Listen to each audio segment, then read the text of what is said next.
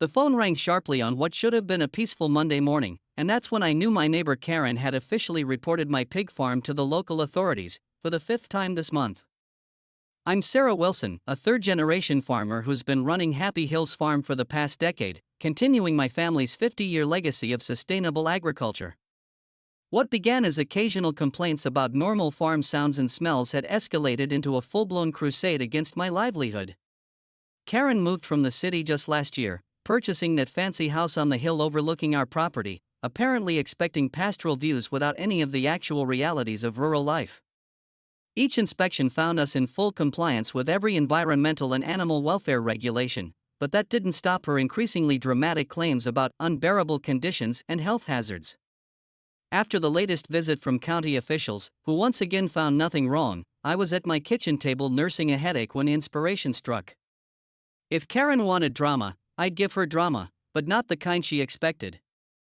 I reached for my phone and dialed the number 4 American Farmstead, that popular reality TV show that showcases innovative agricultural businesses. "Hello," I said when they answered, a smile spreading across my face. "I have a pitch for your next episode that might interest you. It involves pigs, an angry neighbor, and a farm that's about to become the talk of the town." Maple Creek had always been a peaceful slice of rural America, a patchwork of family farms that had operated in harmony for generations. Rolling hills dotted with red barns and grazing livestock created a picturesque landscape that locals cherished and protected. My Happy Hills farm sat on 80 acres of prime agricultural land that my grandfather had purchased back in 1965, establishing what would become our family legacy. The white farmhouse with its wraparound porch, the meticulously maintained pig barns, and the oak tree swing by the creek had been the backdrop of my entire life. Everything changed about a year ago when the Prestons moved in, purchasing the vacant Victorian house on Hilltop Road that overlooked my property. While Mr. Preston seemed pleasant enough with his awkward waves and polite nods when we crossed paths at the local hardware store, his wife Deborah, whom locals quickly nicknamed Karen, was a different story entirely. It became apparent within weeks that the Prestons' idea of country living didn't align with the realities of agricultural life. The first encounter happened on a warm spring morning while I was supervising the delivery of new piglets. Karen marched across our shared property line, designer sunglasses perched on her head and a scowl etched across her face. "Do you have any idea how loud those animals are?" she demanded, not bothering with pleasantries. "My husband and I paid good money for peace and quiet, and all we can hear is squealing." I explained patiently that piglets, like human babies, were naturally vocal, especially during feeding time, and that the noise would diminish as they grew. I even invited her to tour the operation to see our sound-dampening measures in the newer barns. She declined with a dismissive wave and retreated to her hilltop haven, but that was just the beginning. The complaints evolved from direct confrontations to passive-aggressive notes left in my mailbox, each one more dramatic than the last. "The smell is making us physically ill," one read. "We can't even sit on our patio without gagging," claimed another. I had installed state-of-the-art waste management systems that significantly reduced odors, systems that had cost me nearly $200,000, but facts didn't seem to matter in Karen's crusade. Then came the official complaints. The first time the county inspector showed up, I was genuinely surprised. Inspector Jenkins was a familiar face in our agricultural community, having overseen local farms for nearly 15 years. "Got a complaint about odor violations," he explained apologetically, clipboard in hand. "Standard procedure, gotta check it out." The inspection found nothing amiss, as I knew it would. My operation exceeded every environmental regulation on the books. I ran a clean, humane, and sustainable farm that local agricultural schools used as a model for their students. But Karen wasn't deterred by facts or official findings. The complaints continued, each more creative than the last: noise pollution, water contamination risks, even unfounded allegations about animal cruelty. Each complaint triggered another inspection, each inspection found us in compliance, and each all clear seemed to fuel Karen's determination. The psychological toll began to wear on me. I started dreading the sound of vehicles coming up the drive, wondering if it was another inspector. I found myself apologizing to my staff for the repeated interruptions and scrutiny. My father, semi-retired but still involved in farm operations, grew increasingly frustrated. In my day, he'd grumble, city folks moved to the country because they wanted country life, not to change it into the city they left behind. The fourth inspection happened during one of our busiest weeks. We were preparing for the county fair, where our heritage breed pigs had won blue ribbons 3 years running. Inspector Jenkins arrived with a colleague from the Environmental Protection Office, responding to Karen's latest complaint about toxic runoff. As they completed their thorough examination of our water filtration systems, the newer inspector, a young woman named Melissa with an environmental science degree, seemed genuinely impressed. "You know," she said, "I inspect facilities across 3 counties, and I rarely see operations this clean and well managed. You could honestly host a TV show about modern sustainable farming right here." Her casual comment planted a seed that took root and grew rapidly in my mind. That evening, after the inspectors left with yet another clean report, I sat at my kitchen table scrolling through email when an advertisement caught my eye. American Farmstead now casting for Season 4. The reality show had gained popularity for its authentic portrayal of innovative farming operations across the country.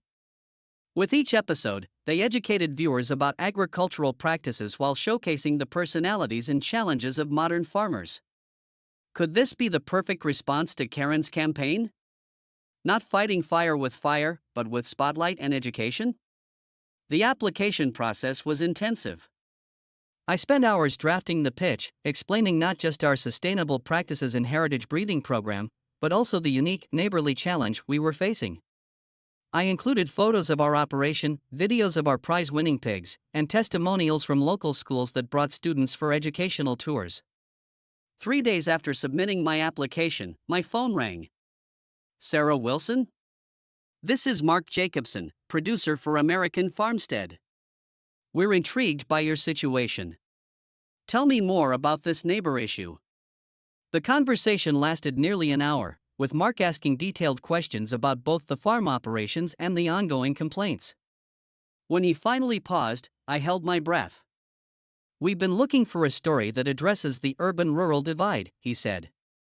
"Your situation is unfortunately becoming common across the country, people moving to agricultural areas without understanding farming realities.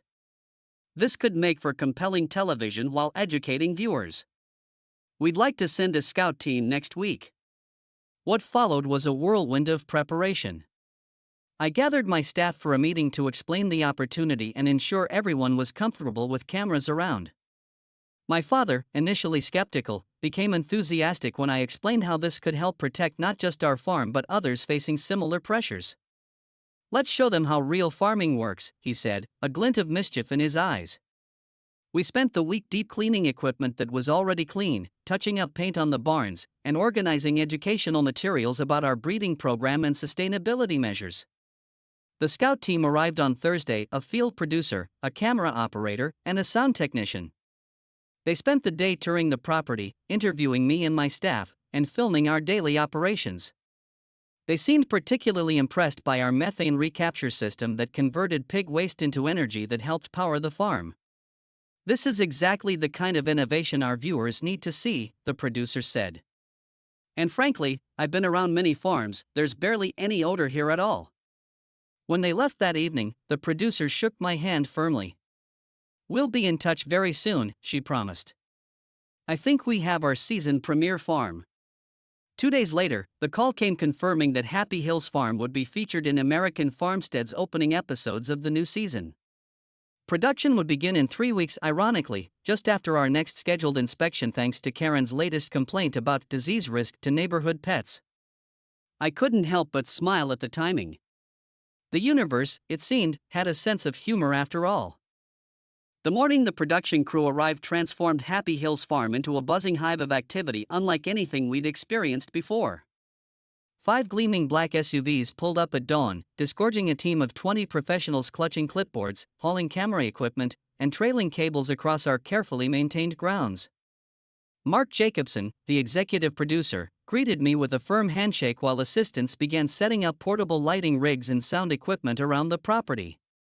"We'll start with your morning routine," he explained, "then capture the sustainable waste management system you mentioned. Our viewers are particularly interested in those innovations." I couldn't help smiling as I watched a camera operator carefully frame a shot of our prize boar, Hamlet, who seemed to be hamming it up for his moment in the spotlight. The filming schedule was intensive interviews with my family about our farming heritage, demonstrations of our breeding program, detailed explanations of our environmental protection measures, and footage of the daily care routines that kept our animals healthy and content. By mid-morning, word had spread through our tight-knit rural community. Neighbors I hadn't seen in weeks appeared with homemade pies and casseroles for the crew, curious to witness the commotion and perhaps catch a glimpse of themselves in the background of a shot. Everyone, it seemed, was delighted by our moment of fame, everyone except Karen Preston. I was in the middle of demonstrating our automated feeding system when I spotted her marching down the hill from her house, her face a storm cloud of indignation. She stopped short at the sight of the production vehicles, momentarily frozen in disbelief before continuing her determined approach. Mark noticed her arrival too. "Is that her?" he whispered. When I nodded, he signaled to a nearby camera operator, who smoothly pivoted to capture her entrance. "Mrs. Preston," I called out with deliberate cheerfulness, perfect timing. "We're just showing the American farmstead crew how we maintain our operation. Would you like to join us?" Karen's expression cycled rapidly through shock, anger, and finally a calculated smile. "Actually, yes," she replied, smoothing her designer blouse. "I think your viewers should hear both sides of this story." Mark's eyes lit up. This unexpected confrontation was reality TV gold. He quickly introduced himself to Karen, explaining they'd be delighted to include her perspective. Within minutes, she was being fitted with a microphone while the crew rearranged lighting to accommodate an impromptu interview segment. "So, Mrs. Preston," Mark began once the cameras were rolling, "I understand you filed multiple complaints about Happy Hills Farm. Could you explain your specific concerns for our viewers?" With cameras trained on her face, Karen launched into her rehearsed grievances. "The smell is unbearable," she began confidently. "Some days we can't even go outside. And the noise, constant squealing at all hours. It's a health hazard and diminishes our property values." Dr. Elaine Winters, the show's agricultural consultant who had been examining our operation all morning, stepped forward. "Could you identify which specific areas of the farm are causing these issues?" she asked politely. "We've been conducting ambient air quality measurements today, and our readings show odor levels well below regulatory thresholds." Karen faltered slightly. "Well, it's worse on hot days," she hedged. Mark gestured to one of his assistants, who promptly produced a tablet displaying weather data. "According to county records, you filed complaints on days with temperatures ranging from 45 to 75 degrees, he noted. "And each inspection found no violations." The cameras captured Karen's momentary discomfort before she rallied. "The inspectors don't live next to it. They don't understand what it's like to have your dream home ruined by a pig farm." Dr. Winters seized this opening. "Mrs. Preston, when did you purchase your property?" "Last spring," Karen replied. "Did you research the area before buying?" the expert continued. "Were you aware this is an agricultural district with right-to-farm laws protecting established operations like Happy Hills?" The tension was palpable as Karen's carefully constructed narrative began unraveling on camera. "We were told it was a charming rural community," she admitted reluctantly. "Our real estate agent mentioned distant farm views but didn't explain." She trailed off, suddenly aware of how this would sound to viewers. Mark saw an opportunity for a breakthrough moment. "Mrs. Preston, what were you hoping would happen as a result of your complaints?" Karen hesitated, then something shifted in her expression, a resignation that slowly transformed into unexpected honesty. "I paid over $1 million for that house," she said quietly. "It was supposed to be perfect. When we realized there was an active farm so close, I thought." She paused, then continued with surprising vulnerability, "I thought if I complained enough, maybe they'd be forced to scale back or sell. The property values in this area are rising with all the new development. This land would be worth more as a subdivision than a pig farm." A collective gasp from the crew was quickly hushed by production assistants. I felt a complex mix of vindication and unexpected sympathy watching Karen's admission. The cameras captured it all, the moment when pretense fell away and truth emerged. What followed was extraordinary.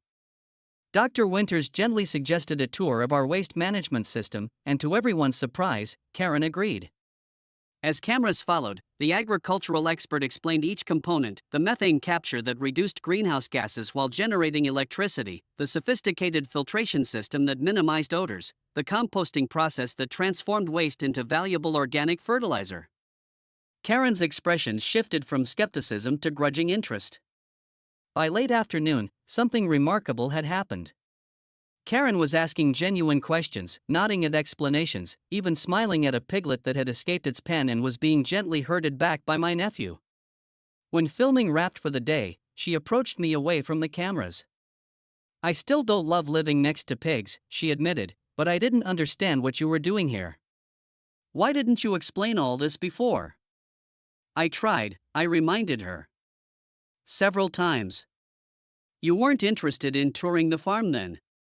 She had the grace to look embarrassed. Maybe I wasn't ready to listen. The episodes featuring Happy Hills Farm aired 3 months later, quickly becoming the season's highest-rated segments. The producers had crafted a compelling narrative about the urban-rural divide, using our story to illustrate broader tensions emerging across America's changing landscape. Karen's transformation from antagonist to reluctant student of agricultural realities resonated with viewers, generating thousands of supportive comments online. The publicity transformed our operation. Schools requested educational tours, environmental groups praised our sustainable practices, and local officials used our farm as an example of agricultural innovation. We even launched a small farm-to-table operation, selling specialty pork products directly to consumers who had seen our story and wanted to support ethical farming. Most surprisingly, Karen herself experienced an unexpected evolution. The morning after the first episode aired, she appeared at our farm gate with a basket of muffins and a sheepish expression. "My sister called from California to say she saw me on TV," she explained. "She said I came across as a total Karen." We both laughed at that. In the months that followed, Karen enrolled in a community agriculture course at the local extension office. She began attending town meetings about agricultural preservation and eventually joined the county's rural-urban planning committee. Last week, I spotted her showing a group of suburban women around our farmers market, explaining the importance of supporting local agriculture.